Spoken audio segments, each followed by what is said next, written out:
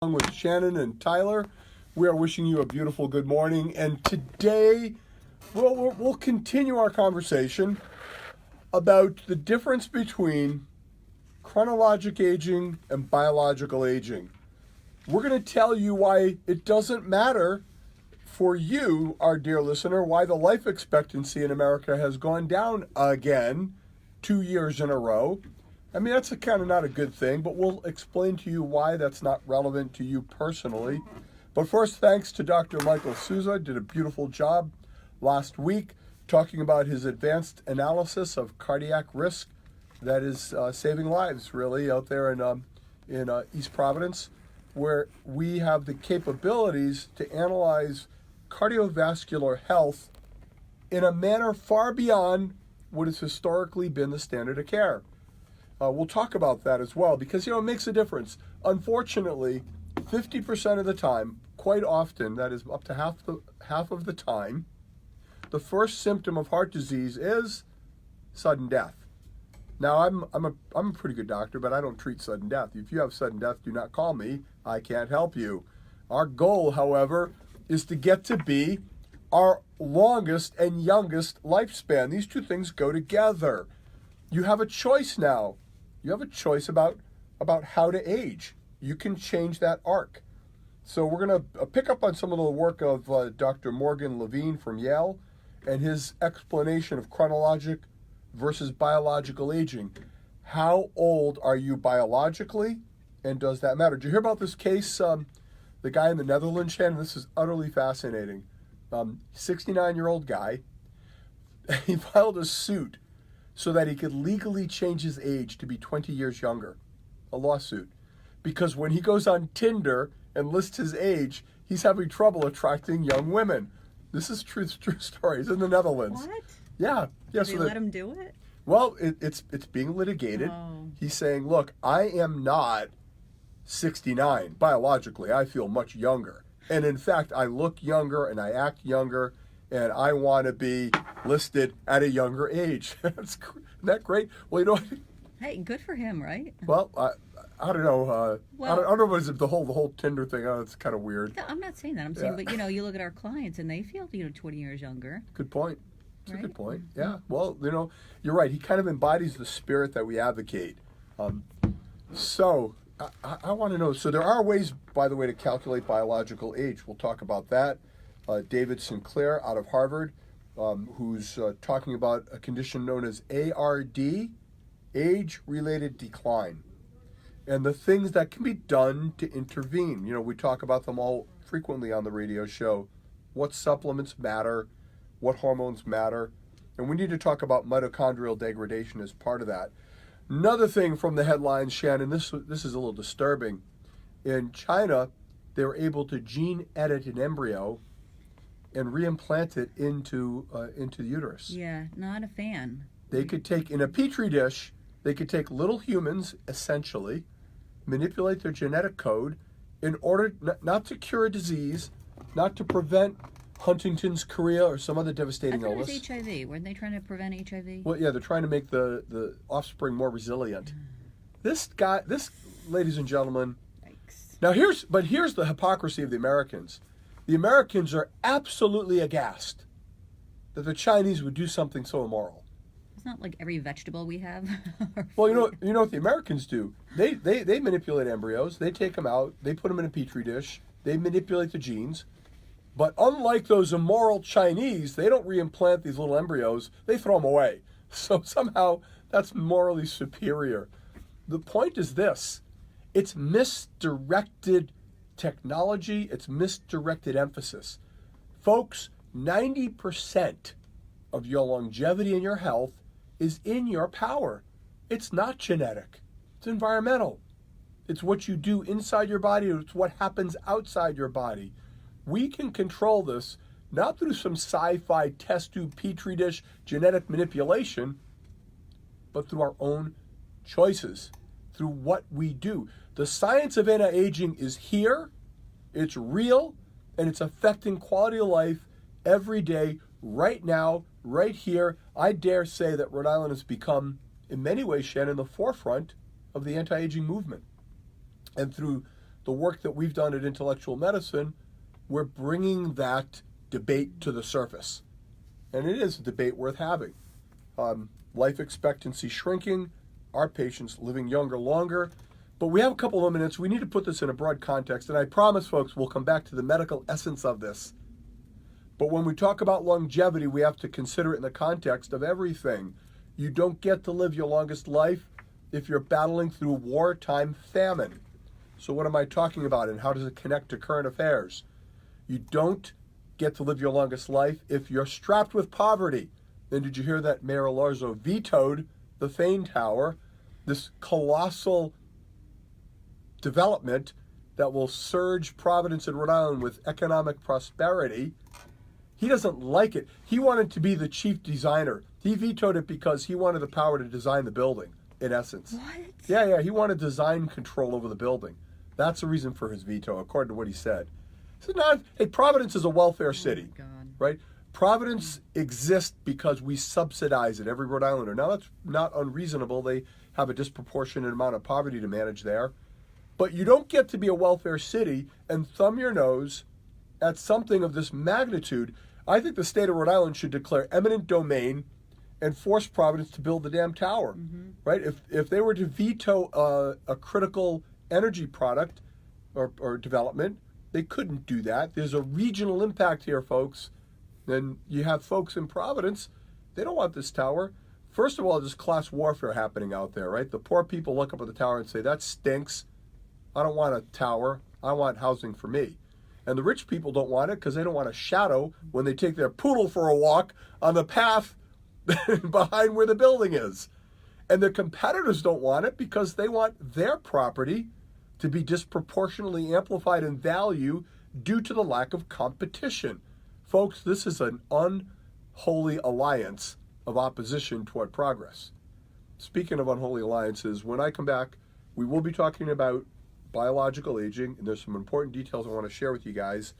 And we're going to be talking about what happened in Crimea and the Russians taking over Ukrainian warship and why that matters to your longevity, right? We're looking at appeasement part 2 and the passivity in the face of aggression that will lead to calamity. But I'll be right back. We got to take a brief break, and then we're going to tell you guys what you can do to live to be your longest life. I'm Dr. Petteruti. This is WPRO at Intellectual Medicine. Hey, guys. So just a reminder, please make sure that you just speak nice and close to the mic. During the beginning of that segment, you drifted a little bit. Okay. For whatever reason, it always sounds like you're on speakerphone when you get a little bit far away. So you want me to stay up close? Rhode Island, are you ready? Yeah, that'd be great. Okay. Join Mike and Chris for Changing Gears. Hey, guys. Welcome. Thank you for tuning in. He's got another thing. Okay. I got info coming in from Ty. So you know it's a little bit of a short break, too. Okay. All right, we have a little bit of a short break, so we'll just have a moment together. So this notion of biological aging is a real thing. Two people the same age are going to age very differently, and it has less to do with your genetics. Don't look at your grandparents and take comfort because they live to be 95. It has a very small impact on where you're heading. Conversely, don't lament the fact that there was premature death in your family if that's the case, as sad as it is. Look at what you're doing right now today and think about the things that matter the most, right? Got to live at your best weight. You've got to have physical activity, social interconnectedness. You have to have your hormones, folks. Please get your hormones. The question to ask is not whether or not you need them, but simply when. And you've got to neutralize your free radicals, and you got to reduce toxins. Toxins like heavy metal, like lead. We'll be talking about that in relation to hypertension and life expectancy. 1 minute to go. Did you have your coffee this morning, Shannon?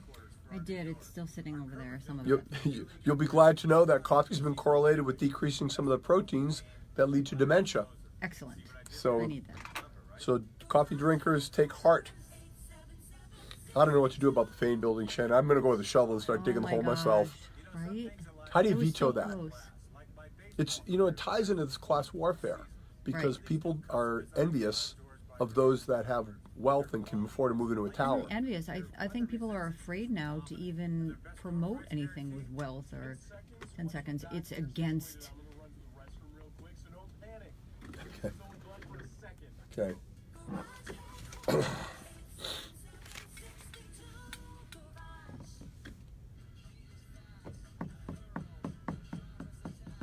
back to Intellectual Medicine with Dr. Petteruti. Call in now at 438-WPRO or 1-800-321-WPRO. Hey everybody, we are back. It's Dr. Petteruti along with Shannon, and I promised you a brief arc. Things that affect longevity include starvation and warfare, right? And right now we're living in a bubble. We have a nice insulation. We have an ocean on each side. What can affect us? We're impervious. Well, those of us who like history and those of you who lived through it can remember a time when there was a militaristic authoritarian regime rising up in Central Europe. I'm talking about Germany, of course. And Adolf Hitler and his authoritarian regime actually had a pretty good economic machine churning. They were making money and they were building a military. And as they built that military, they became more aggressive and they just started taking over, nibbling at the corners, taking over little chunks of land. And back then, the feeling was, you know what? If we let him take a little bit of land, maybe he'll be happy. Maybe that will satisfy him. It came to be known as appeasement, and it came to be known as something that inflamed the aggression of the authoritarian regime in the face of what they deemed to be passivity and weakness. That was then, this is now. The Russians take over Crimea. What does it have to do with us? It's a distant land. It's off the Ukraine. They did it on Obama's watch, and he blinked in the face of this aggression. He could have intervened sooner to prevent it from happening, but now we're stuck. And now their aggression is amplified as they attacked Ukrainian warships in international waters. This is a further progression of their assertive demands. This is an authoritarian regime. Russia is an evil empire. China is an authoritarian regime. And here's the bad news. If we don't take some action in the Crimea, they will continue to push their aggression, and China is watching. While we're tied up, we're spending $1 trillion a year in the Middle East in a war to nowhere. China is quietly building a blue water navy with their sights clearly set on the South China Sea and Taiwan. How does it tie into your longevity? This is how the dots connect. Hitler, appeasement, World War II, world calamity. Authoritarian regimes with an aggressive desire to expand their boundaries in the face of passive democracies. Unfortunately for us, the Russians and the Chinese have figured out that communism and socialism stinks as an economic force. So they've abandoned communism in China and they've adopted economic authoritarianism, which is Hitlerian in its outline. Therefore, they have a capacity to build this power structure. And what are we doing in America? There's a segment of America that is embracing socialistic, communistic ideas economically. Somehow it's become bad to want to accumulate wealth. America's a land of freedom, folks. And that means the freedom to accumulate wealth and enjoy its fruits and the fruits of your labor. Economic equality is un-American and it's bad. Freedom and equality of opportunity is fabulous. But if you want economic equality, you can achieve it. It's called communism. So back to the Alonzo Towers, right? That's a bad thing because rich people are going to move into the towers. Well, hell, those are the people that are going to drive your economy. In order to live your longest life, we need peace and prosperity, people. And we have relative peace, but boy, we are choking the prosperity equation in many arenas. We cannot take for granted the industry of the individuals that drive our economy. So the life expectancy's gone down. We have problems in our country, but we have more great things than problems. And this life expectancy dropped 2 years in a row now, Shannon, it's gone down. Suicides, drug overdoses. There's a certain morass out there that you, dear listeners, you don't have to really fear as long as you're not the ones that are partaking of that, right? You don't have to worry. One of the things about the gene editing was a fear that there's going to be a master race, that rich people are going to have their children edited, and they're going to have these gigantic muscular, That's awesome. right? Come on, wasn't that a movie from like 1960s? Well, here's the thing, right? This is a genetic Tower of Babel. The complexity, if you take 5 people and put them in a room, the mathematical combinations become almost infinite in the way in which 5 people can interact. Take 100 people and put them in a room, and the equation becomes stratospheric. Now here we go in a petri dish with thousands of genes, with billions and trillions of combinations, and we think we're smart enough to manipulate it and create a superhuman. We're going to screw it up. And whoever is stupid enough to let their offspring be manipulated in a petri dish is going to give birth to a mutant. That's just how it's going to go. Most mutations end up leading to infertility and death. Naturally occurring mutations. So this is medical hubris. But look, since you have not been the consequence of a petri dish manipulated birth, my dear listener, you don't have to worry about that. So what are you going to focus on? What about this biological aging? Well, it turns out there's a huge difference between your chronological and biological age, and that 90% of that has to do with what you do and how you do it. And what are those principles that matter the most? Well, one of them is environmental, having to do with what you eat. Nutrition. Americans have a horrible diet. Our nutrition has been marketed to us not to promote our best health, but to promote the wealth and prosperity of the companies producing the food. So if you want to live your longest life, you have to eat in an un-American way, focusing on volume. Now, that's easier said than done. What happens with obesity is the fat cells, as they grow, produce hormones and enzymes that propagate more fat cells. In essence, your brain, your brain chemistry, and your gut hormones get taken over by the fat cells. That's why it's so hard for so many people to lose weight. Now, we're coming up on the season of, what is this, New Year's resolutions, right? The gyms are going to be mobbed. Your favorite thing. Sorry, it's New Year's resolutions. Now, my favorite thing might be my birthday, though. I don't know. I'm joking. I know. don't like resolutions. I know, they're terrible. I know. They're terrible because, look, today, anything you want to project doing on January 1st, you can do today. Now, later today, I'll be back at my office with my group of weight loss clients, and we have our small groups where we meet on a weekly basis, and they're doing a fantastic job. And the thing they're doing that's great, among the other things, is they're bucking this trend. They're doing it right now. Dr. Michael Souza and his weight loss program in intellectual medicine, they're doing it right now. This is a lifestyle that doesn't happen January 1st. Diets are horrible. They fail.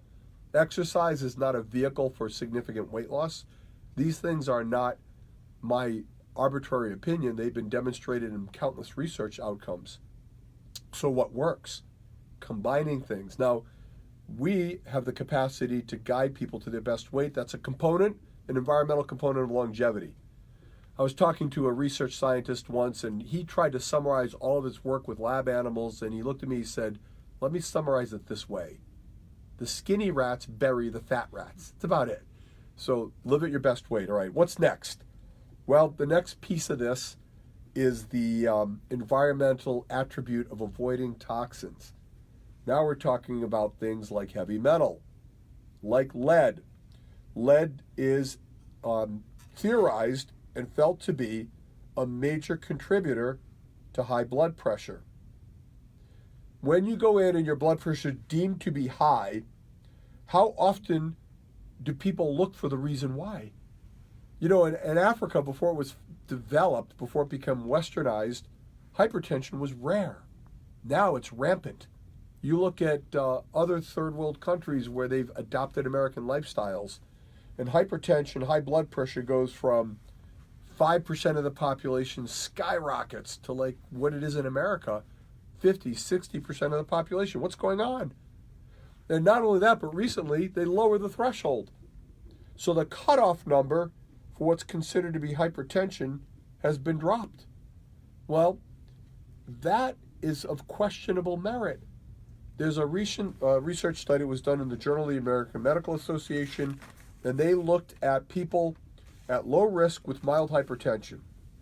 And what they found is people at low risk with mild hypertension had no benefit from being put on drug therapy, none, no benefit. In fact, it hurt them. They had more side effects, dizziness, lightheadedness, kidney harm.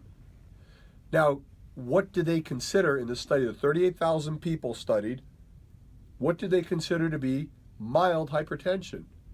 159 over 99.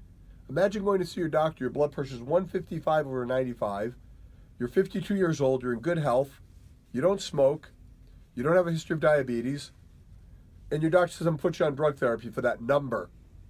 No, according to this study anyhow, no evidence of benefit. Well, that's disturbing, right? We like treating numbers, damn it. We like making numbers go down, and we like to believe that by so doing we make you better. Well, what actually works? We're not certain with all the causes of hypertension, but clearly obesity and lack of exercise are contributors. And here's another one. There was a study in the journal Toxicology, Mechanisms and Methods that demonstrated a decrease in blood pressure after individuals received 20 intravenous chelations. Well, what does intravenous chelation do? It takes lead out of your body. It provides the body with arterial soothing antioxidants. It is a extraordinarily safe procedure.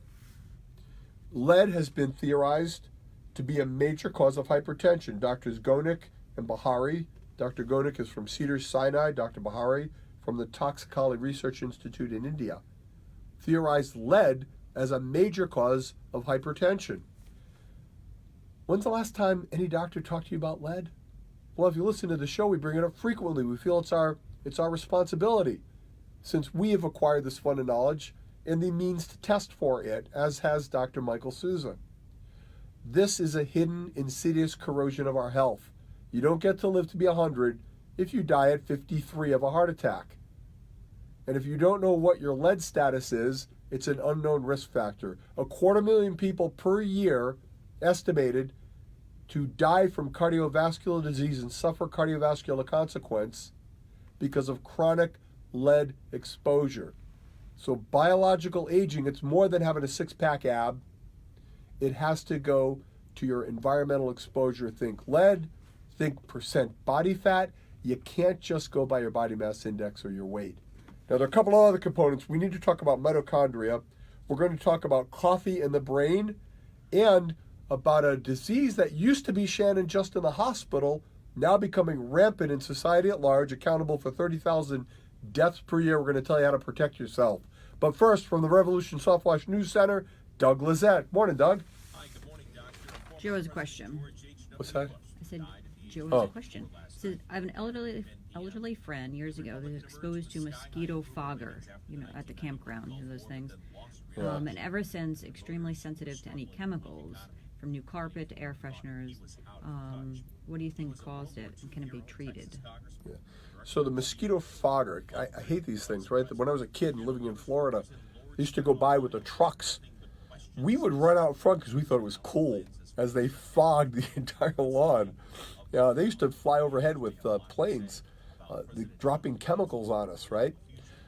The problem is we don't know what's in those chemicals nor how they affect each individual. And the fogger creates, because you inhale it, it gets into the lung, it can create an inflammatory response.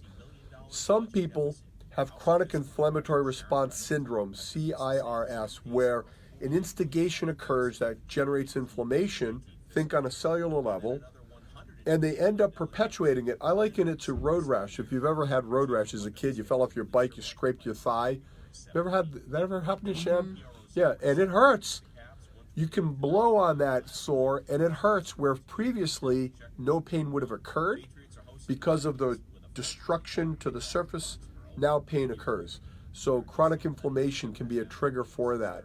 It's hard to break out of that cycle. I would suggest consideration of antioxidant support. Things like alpha-lipoic acid as a supplement can be of benefit, 300 milligrams twice a day. Low-dose naltrexone therapy is a prescription drug we use frequently at Intellectual Medicine, known to have anti-inflammatory attributes. So it's likely that it's underlying inflammation. I don't think you would find a lingering toxin. I don't think we can do a test for what the exposure was, but you can do tests to measure inflammation.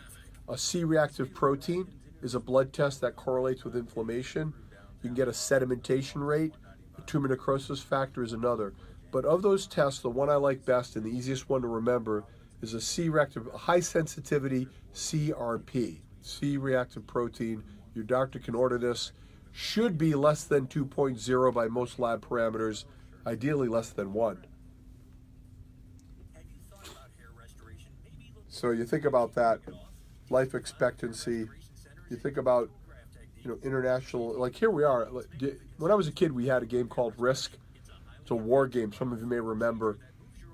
And one of the key elements to winning the game was to avoid early conflict so you could build your army strong enough that you could take your opponents off as they were busy fighting each other and getting weak. I see that happening right now in the U.S. where we're bleeding on these endless wars that are sapping our military of its ability to fully develop. Meanwhile, China is quietly and without conflict just garnering money, military power. It's kind of scary. Did you ever get a gene-edited baby, Shannon? No. That's crazy. I'm just, what's going to happen from that? Great, so they can't get HIV, but now you've created this other horrible, disease or condition. Unknown consequence. Right. It's an unknown consequence. You end up manipulating with the genes. The other thing it does, it's passive, and I don't like the notion. People are starting to have this idea that, well, there's a pill for that, or there's a genetic fix for that. Right. And if you're fatalistic and you believe that genes are the only thing that matter, it takes the onus off the individual. Why bother, right? It's all genetic. Right. Not the case.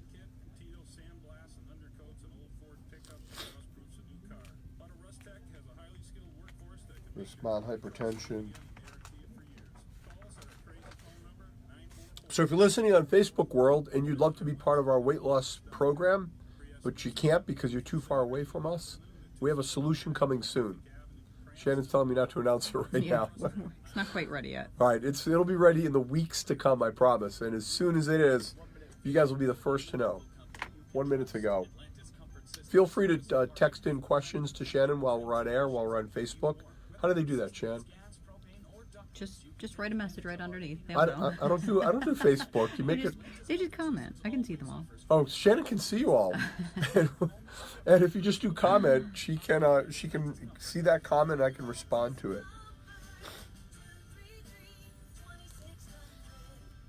This Saturday, December 1st only, save 25% on epic shows Repack the Fest Holiday Sale. Shows include Anastasia, Charlie and the Chocolate Factory, School of Rock, The Phantom of the Opera, Jersey Boys, Waitress, Stomp, Festival Ballet Shows, Paw Patrol Live, Tap Dogs, Black Violin, Wild Kratts Live, Wait. Ballet, and so much more. Visit ppacri.org or thevetsri.com for details. Some restrictions apply. Now, back to Intellectual Medicine with Dr. Petteruti. Call in now at 438-WPRO or 1-800-321-WPRO.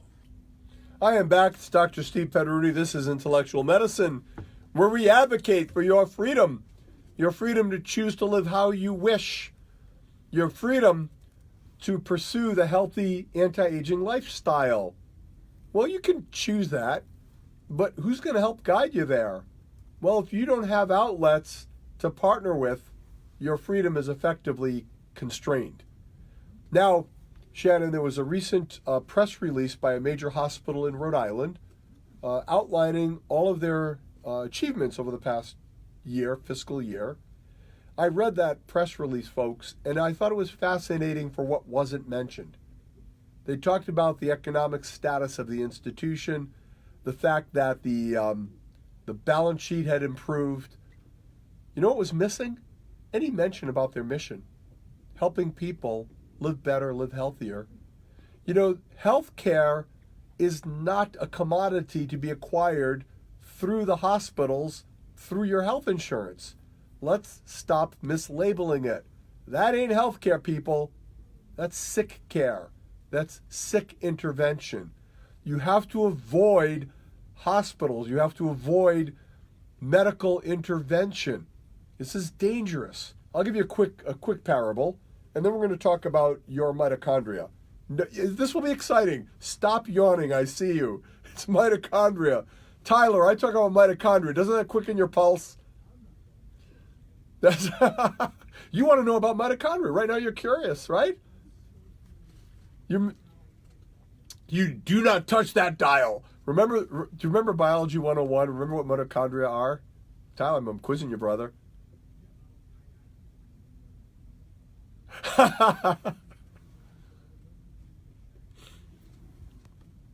Good man. Tyler gets an A+ because he remembered that. It's like, no, this is an era of great inflation, Tyler. You're getting an A+, and we're promoting you ahead of your classmates. You got a social promotion. Good luck. Good luck. Just don't take that standardized test that will expose us for having poorly educated you. All right. So where was I? Oh, mitochondria. So mitochondria, folks, are the energy pack inside your cells. Each cell has many mitochondria that generate fuel and energy for the cell. That energy translates into your energy, total body energy. And as we age, one of the theories of aging is degradation and fragility of the mitochondria. That's one of the things that contributes to this age-related decline. Now, David Sinclair out of Harvard, a noted researcher, has been pioneering interventions and researching interventions that can help prevent aging. And that's what we're all about in intellectual medicine.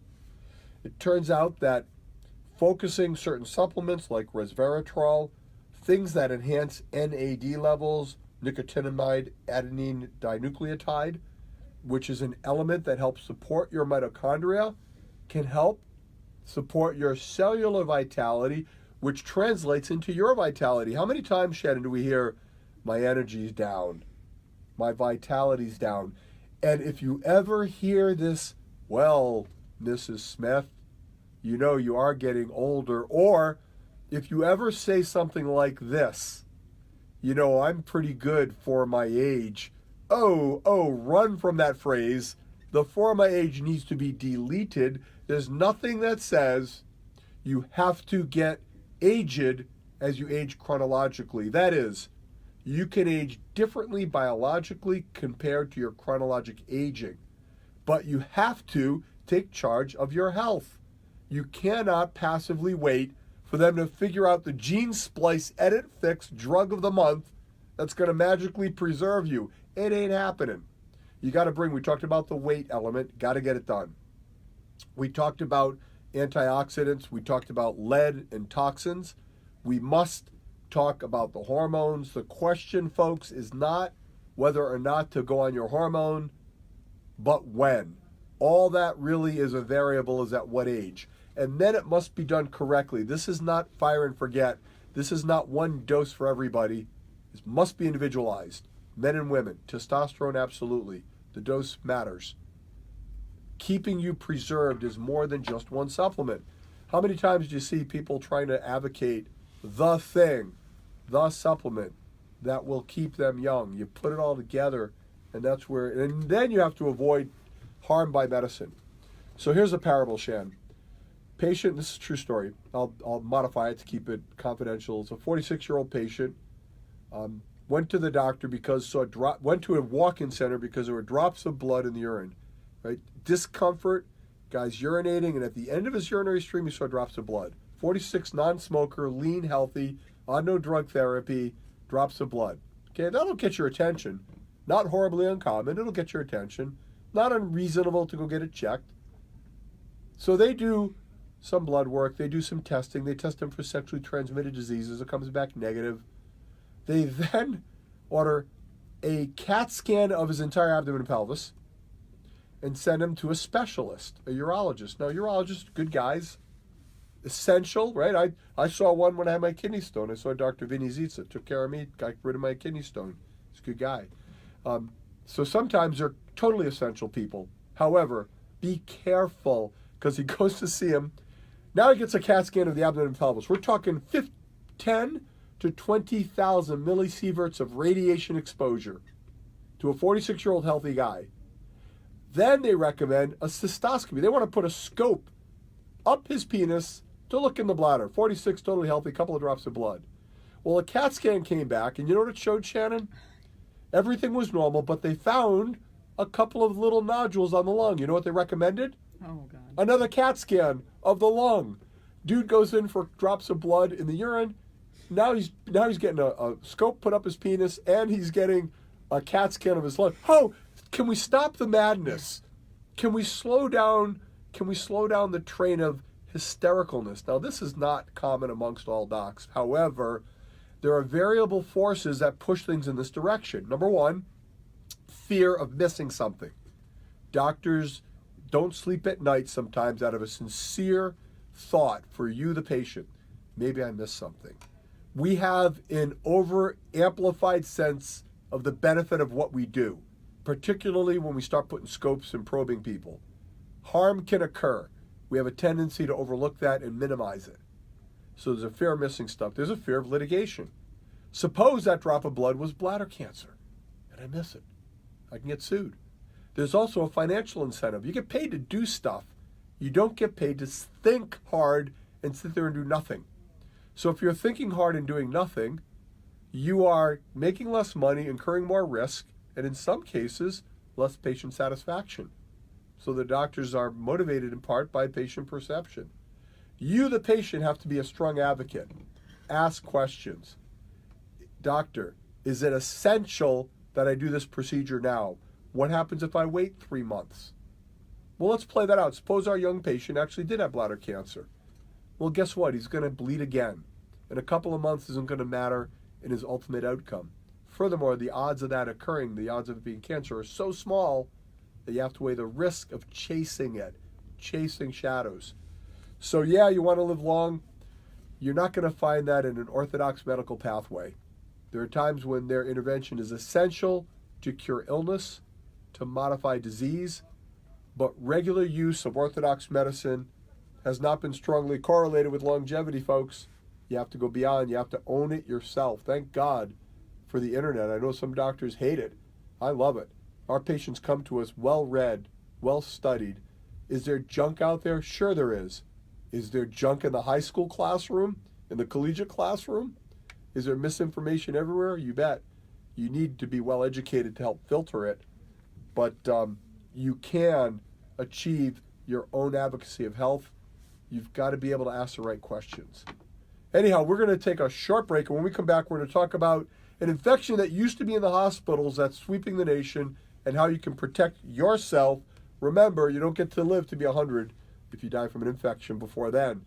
We're here to keep you young, keep you vital. We'll be right back. This is Dr. Petteruti at Intellectual Medicine on WPRO.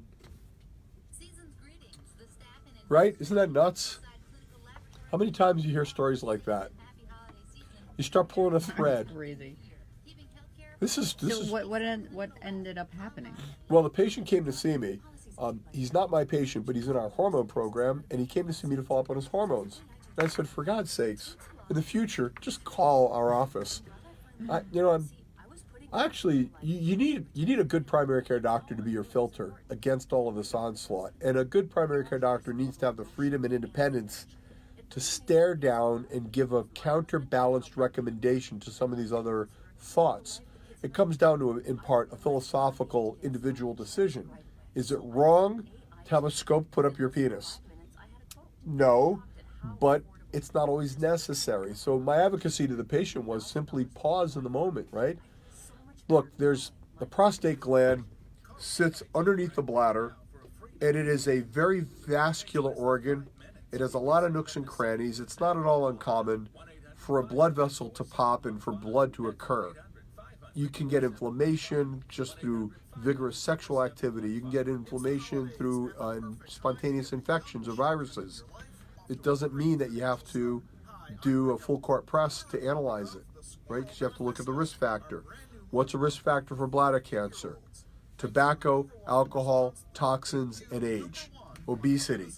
So it's a whole different thing. If it's a 68-year-old obese cigarette smoker who worked in the factory, who comes with blood in the urine, that's a whole different thing. And by the way, cancer more commonly would have painless blood in the urine, not painful.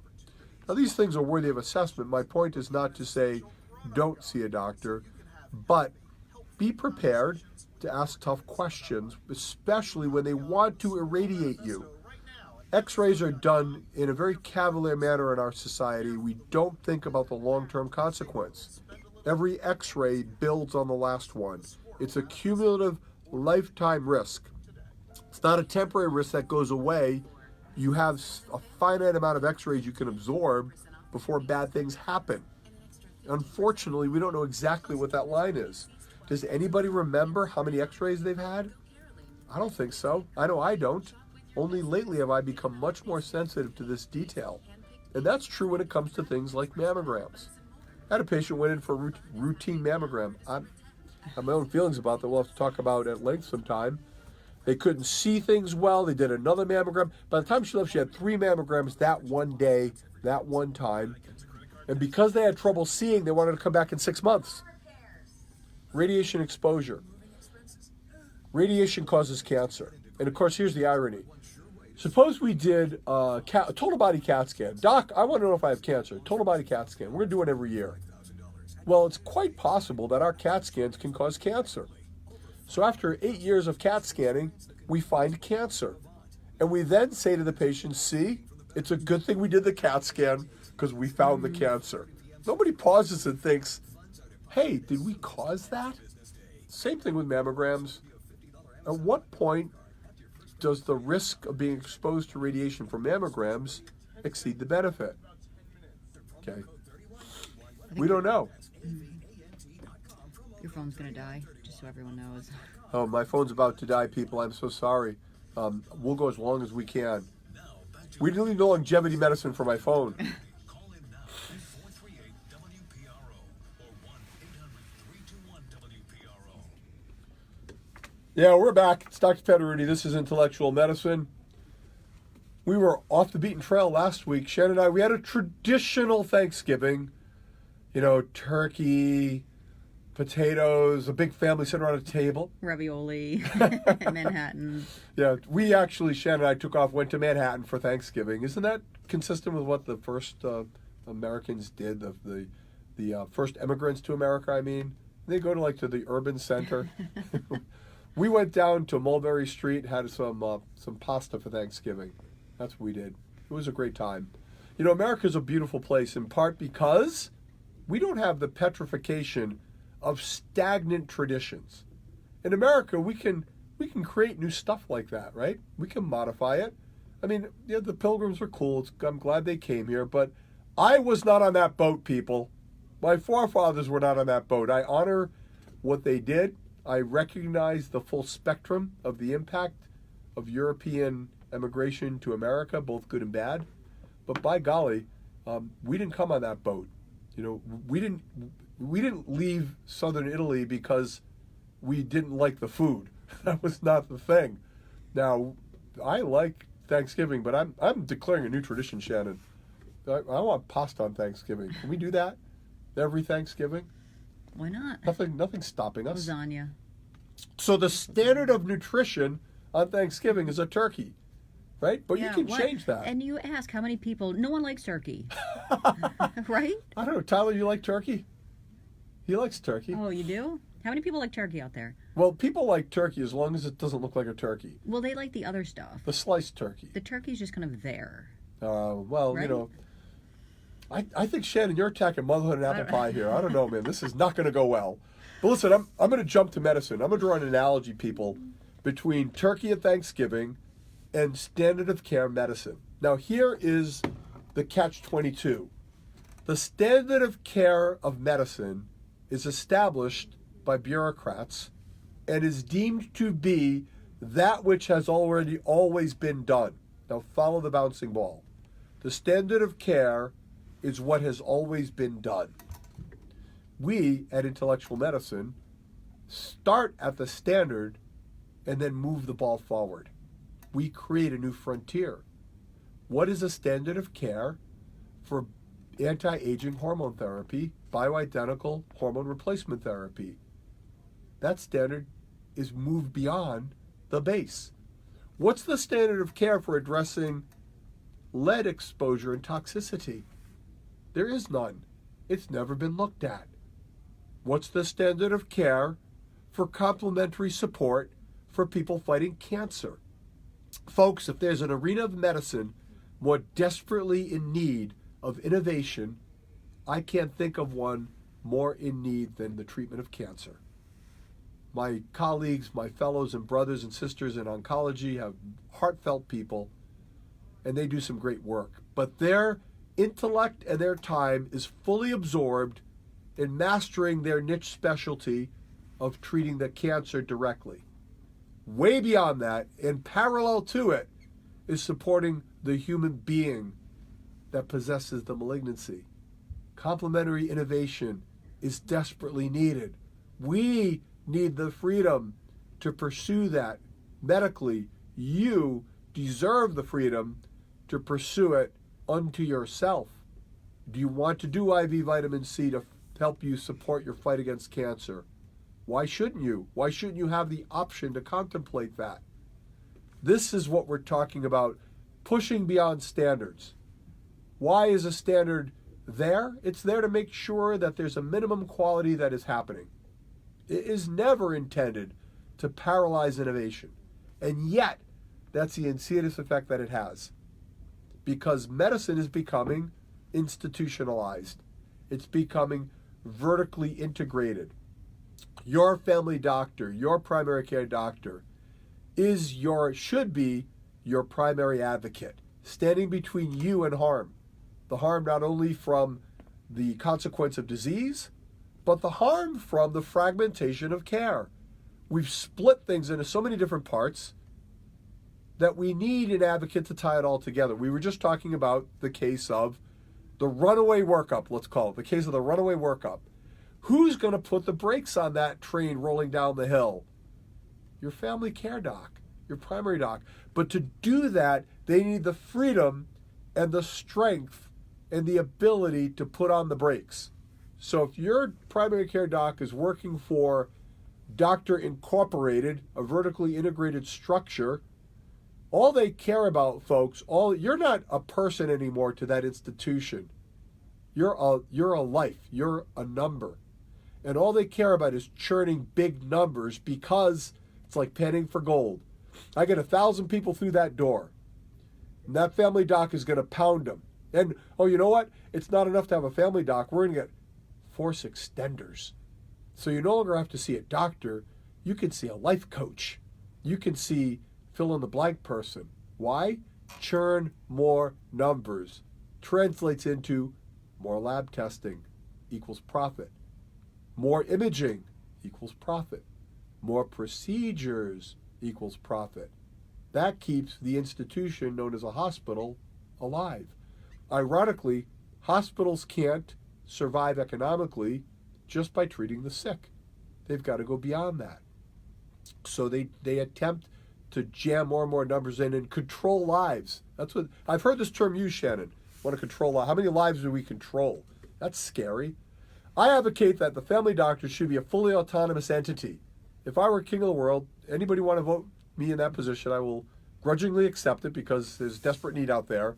After I build the Fane Tower, the next thing I would do is I would decree that family primary care doctors cannot be employed by anybody. They must be independent, thereby unfettering them from the fear of reprisal should they do something the institution doesn't deem in their best financial interest. And you don't think that happens? You bet it does. If your family doctor's paycheck is signed by Corporate Medicine, Inc., and they're advocating against Corporate Medicine, Inc.'s prerogative, they're going to get fired. And there aren't too many people that would stand between their livelihood and the patient's well-being. They don't want to be in that position. So I think primary care doctors, there's no reason, none at all, they should be employed entities. They can be fee-for-service, independent agents. And you know what? That movement is happening out there. There are more and more doctors that are saying, I can't do this anymore. I can't jam in 6 patients an hour, 3-minute appointments, adhering to hierarchies that have nothing to do with my patient's agenda. And good for you, docs, for doing that. That's intellectual medicine supports you. It's the spirit of concierge intellectual medicine primary care. So you the grassline consumer, you advocating for your own health care, you get to make these choices. And you can, asking the right questions, take charge of your health care. And we'll help you with that. We'll help you if we can. If you have a spare for that. By listening to the show, we can help you. So what about this infection that I'm talking about? Oh, it's on the TV screen now. Elorzo vetoes Hope Point Tower zoning. He drives me nuts. You know, I guess we need to just put in more parking meters in Providence and more cameras because that'll help thrive the economy. Anyhow, back to the thing.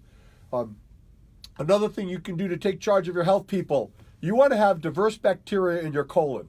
What? Diverse what? Yes. Diverse bacteria. There's a rampant spread of Clostridium difficile, also known as C. diff. This was an infection that used to be just part of hospital-acquired illnesses. It's now penetrating into the community. It's characterized by watery diarrhea that can lead to dehydration, electrolyte disturbance, and led to 30,000 deaths last year. And it's no longer a disease of the weak and the feeble. We're seeing it hit children, healthy middle-aged people. How do you get it? Well, it grows inside your body all the time.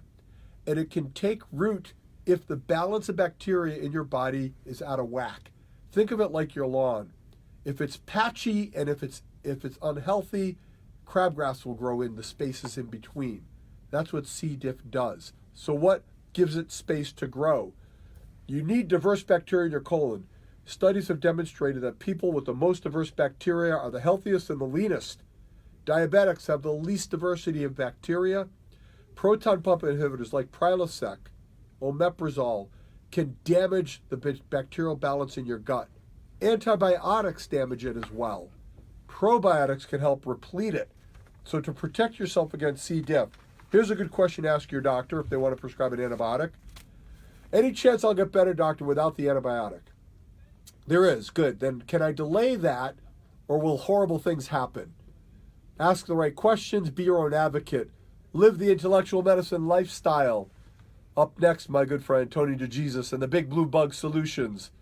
The Big Blue, we should make a bigger Big Blue Bug. The Fane Tower is down. I want to see a 100-foot Big Blue Bug. Anyhow, we will be back next week. This is Dr. Steve Petteruti with Shannon, wishing you 120 youthful years. 120-foot Big Blue Bug. Guys, great day today. Thanks for tuning in. Make sure to take your probiotic and keep your mitochondria young. We'll see you next time.